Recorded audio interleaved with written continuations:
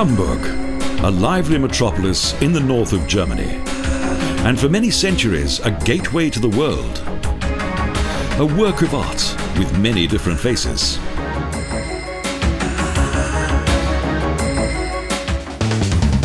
The city is located at the water's edge, and the smell of the sea is in the air, even though the North Sea coast is situated some hundreds of kilometres from here.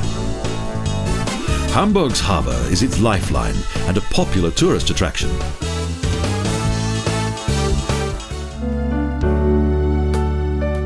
Germany's second largest city features several green spaces, canals and lakes, and provides a high standard of living.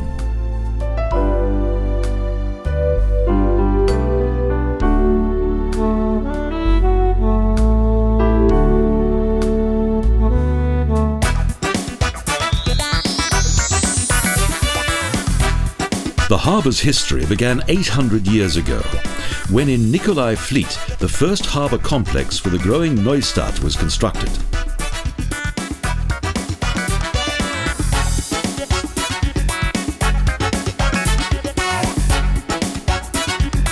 The harbour is at the heart of Hamburg's economy. Destruction during the Second World War and damaging storm tides have only caused temporary disruption to Germany's largest harbour.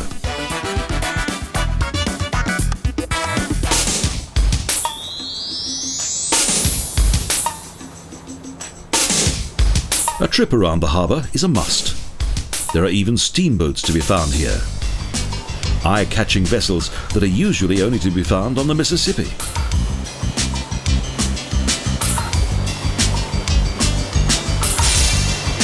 Although known as a harbour city, Hamburg is located on the Elbe and is more than 100 kilometres from the North Sea.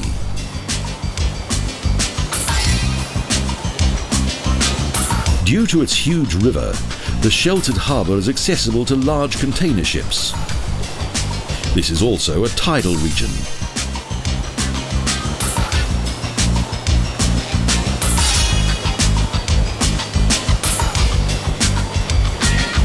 More than 15,000 ships anchor here each year. 35 harbour basins are at their disposal, and around 46,000 people work in the harbour area. Today, the harbour covers an area of 87 square kilometres, and the latest technology ensures a smooth and efficient flow of international trade.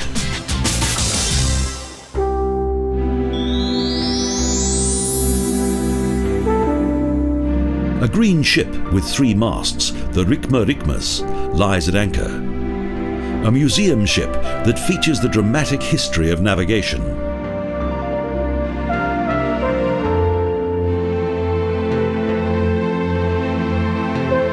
This windjammer was constructed in 1896 and was once the queen of the oceans.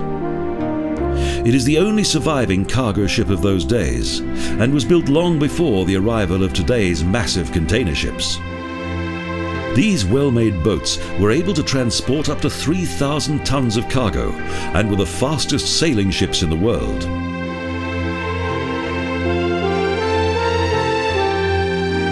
The windjammer's main mast was 53 metres high, and its sails had a combined surface area of an incredible 3,500 square metres.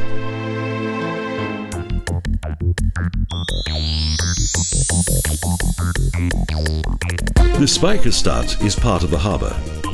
It's the largest warehouse complex in the world, crossed by canals that are known as fleets.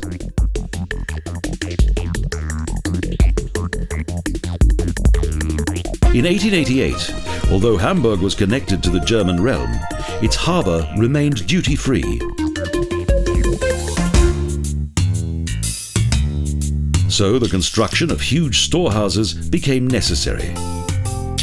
The Brook Islands were deemed to be suitable for this, and around 24,000 people were resettled.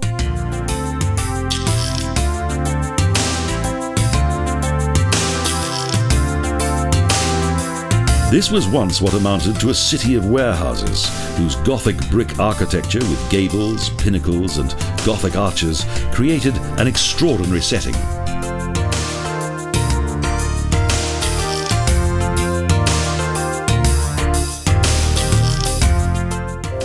Hidden behind many of the facades was the technology of the day, such as huge iron structures, hydraulic windlasses, and electric light.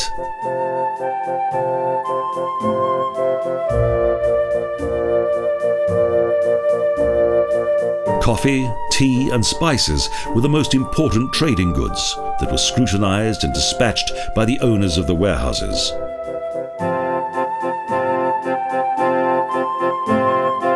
In the Speicherstadt Museum, there are old weaving machines and various other devices that highlight the Industrial Revolution that took place in the 19th century.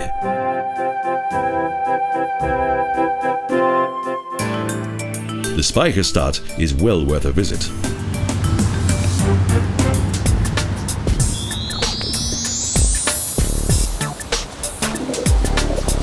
The city of warehouses is crossed by numerous canals, along which countless tons of cargo were once transported on small barges from the harbour.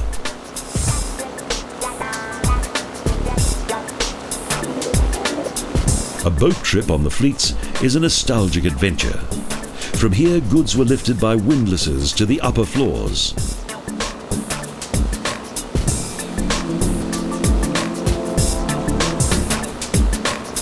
A total of 17 warehouses were built, each with 7 to 8 floors, and they provided a storage area that measured 330,000 square meters.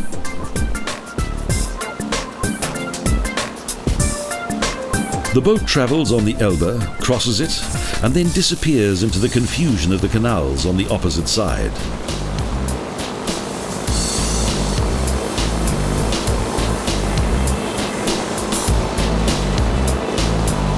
Past huge container ships that are loaded and unloaded both day and night. This is one of the most important container harbours in the world, and never goes to sleep.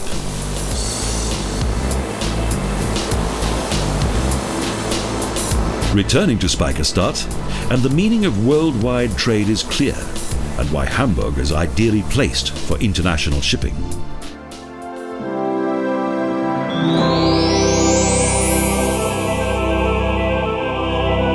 The tower of St. Michaelis Church is lovingly known as Michel, one of the city's most famous landmarks. The church is one of the most beautiful Baroque buildings in the north of Germany. Its white, grey and golden interior is particularly impressive.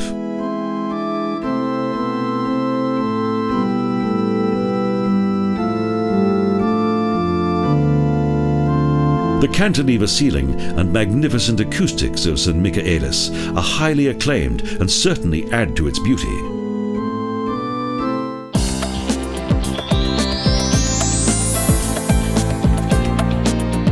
The splendid Alster arcades are reminiscent of Italy. They were built in 1843 along the small Alster opposite City Hall Square. Here, no matter what the weather, the people of Hamburg have an enchanting view of their city hall and Venetian landscape.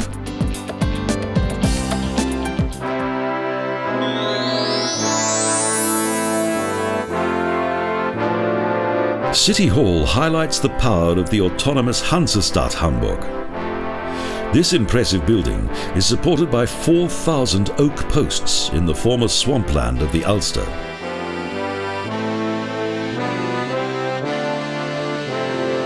The building is constructed of granite and sandstone. A relatively modest-looking building, an architectural combination of Renaissance, Baroque and classical design.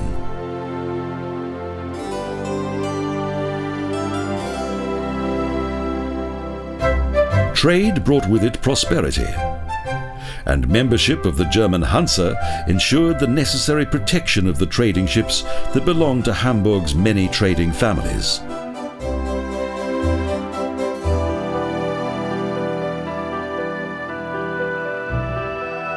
The left wing contains the large hall of the Bürgerschaft that is similar to a parliament.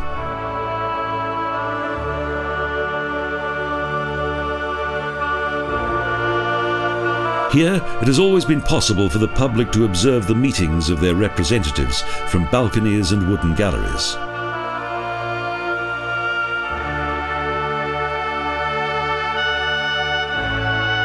The City Hall contains 647 rooms, even more than Buckingham Palace. Each is furnished with precious wallpaper, wooden doors and fine paintings. Each work of art indicates the city's long history, from Danish rule to the German realm and also Napoleon's occupation of the city.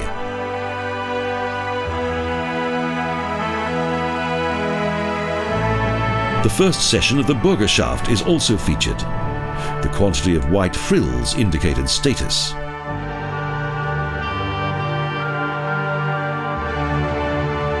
The gallery that contains paintings of the Burgomaster leads to the right wing of the City Hall. The Senate meets in the Ratsstube under the chairmanship of the Burgomaster in private session.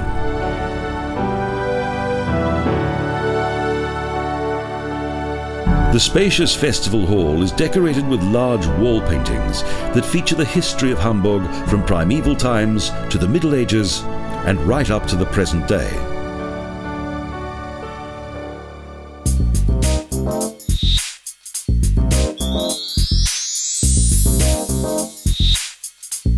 In the 13th century, the Alster was dammed, thus creating a 180-hectare lake that still exists, the Binnenalster.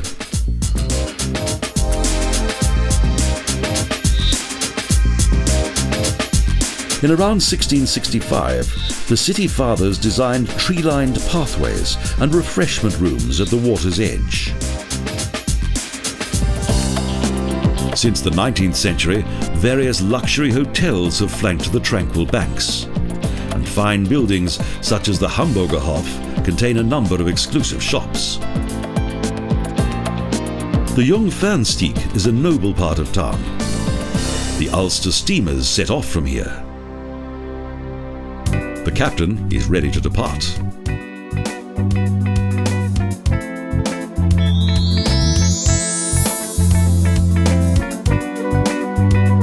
A canal trip with the small ships of the White Fleet travels across the dammed-up Binnenalster, beneath Lombard Bridge and across the Außenalster.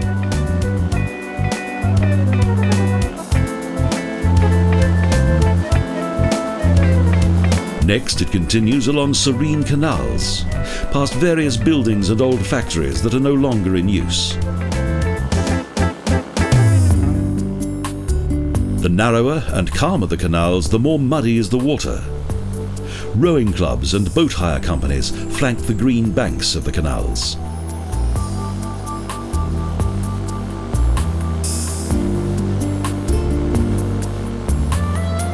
The Außenalster is a unique water system within the city. It's a complete network of canals, although not all of them are navigable.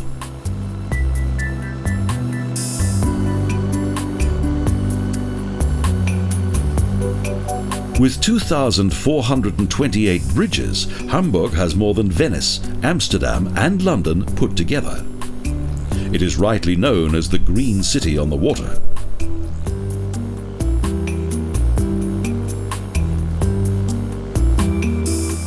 Germany's second largest city features several well laid out parks, canals and lakes, and provides a good standard of living.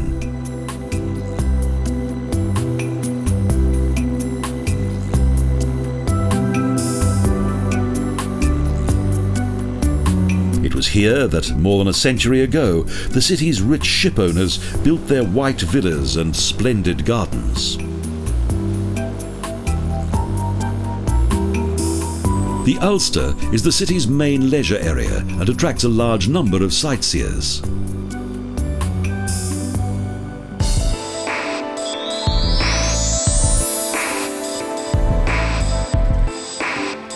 On the periphery of the city is Övelgörna, that is situated on the banks of the Elbe. Once fishermen and ship's pilots lived here, and it now boasts a museum harbour. A number of restored ships are the pride of a private organisation that preserves old commercial sailing ships, including an icebreaker, a floating crane, and a steam tug.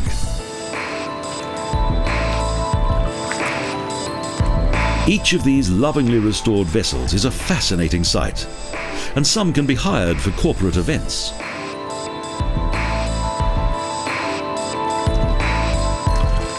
Here, the life of bygone times can be relived. The citizens of Hamburg are fond of their historic steamships.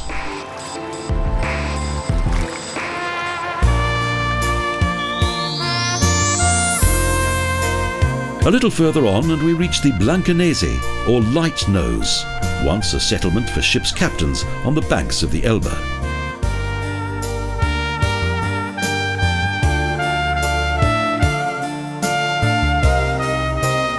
Today, this idyllic area has developed into Hamburg's elegant West End, in which rural pursuits, fine residences and southern flair combine.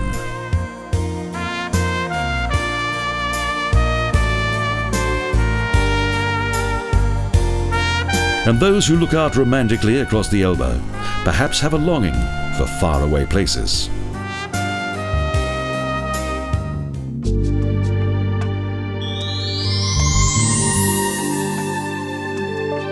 On the 1st of July 1877, the Park Friedhof Ohlsdorf, that is located in the north of the city, was inaugurated. It is the largest cemetery in Europe, and after Chicago, the second largest in the world. This 400-hectare complex was created by Wilhelm Cordes, who created it according to English garden design as a cemetery that was also a work of art.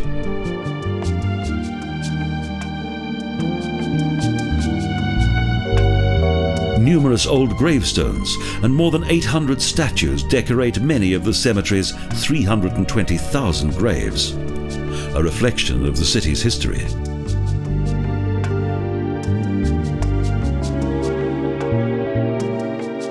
Many important people from the world of politics, finance and art have found their final resting place here, an oasis of eternal peace.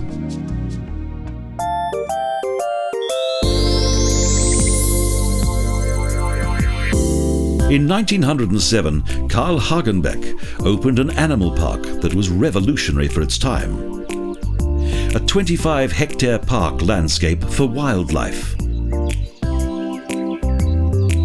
Today, around 2,500 animals live here in what is a specially created habitat of artificial mountains, canyons and pools.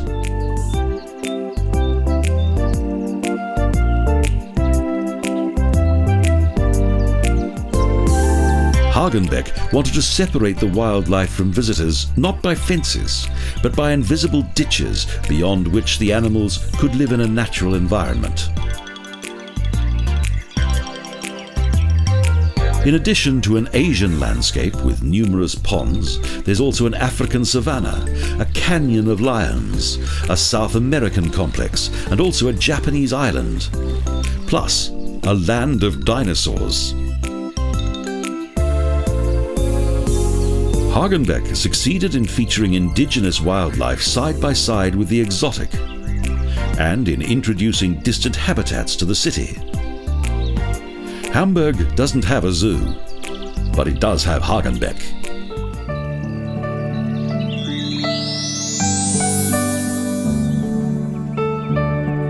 The museum village of Ohlsdorf in the north of Hamburg is part of an actual old village. 3 of its houses are on their original site, which is not usual for most open-air museums.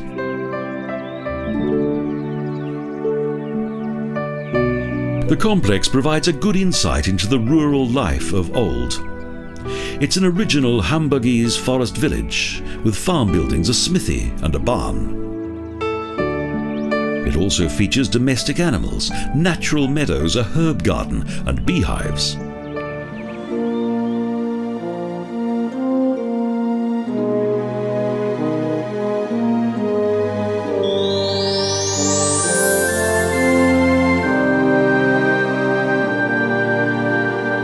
St. Petri is the oldest of Hamburg's 5 main Protestant churches, although the present building dates back to a devastating fire in 1842.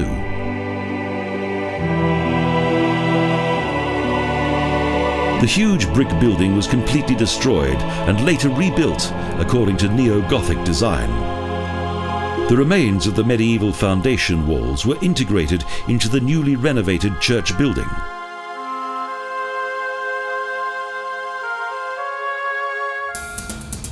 Originally, all the buildings were brick-built, but today the city is dominated by steel and glass.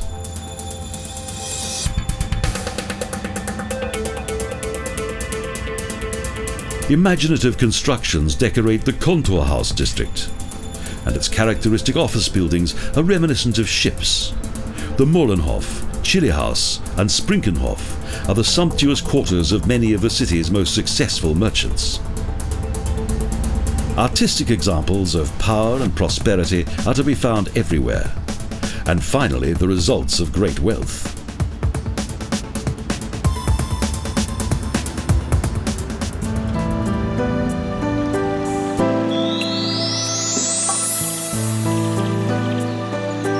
The large park complex Planten und Blumen, which means plants and flowers, is another idyllic recreation area within the city.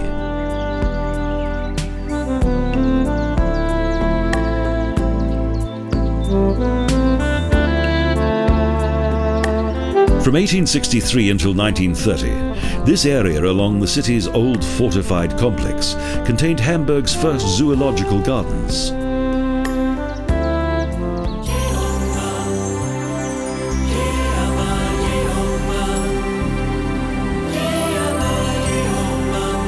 Alfred Brehm was the director of the zoo. He wrote a famous zoological work, Brehms Tierleben.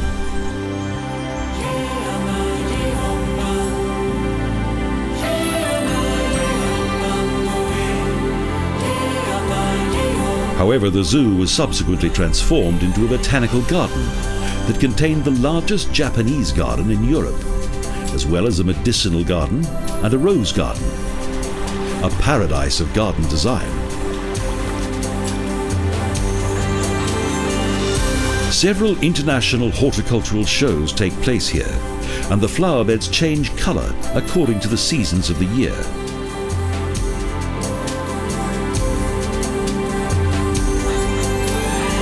It's a relaxing place where nature can be enjoyed at close quarters.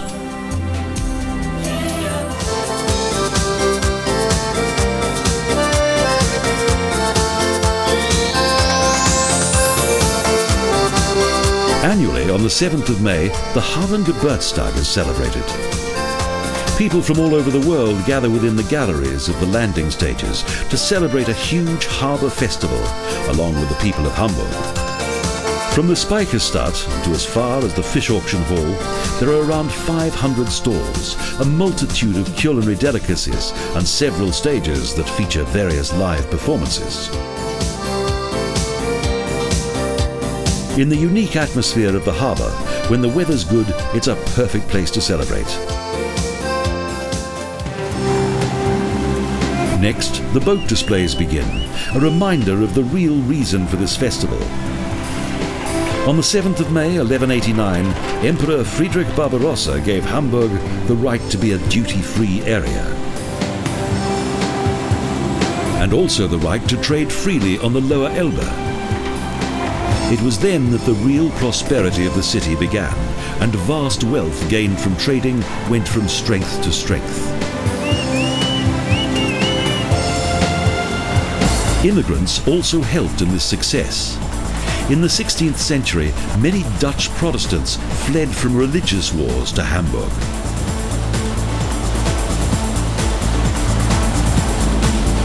Portuguese Jews and French noblemen followed.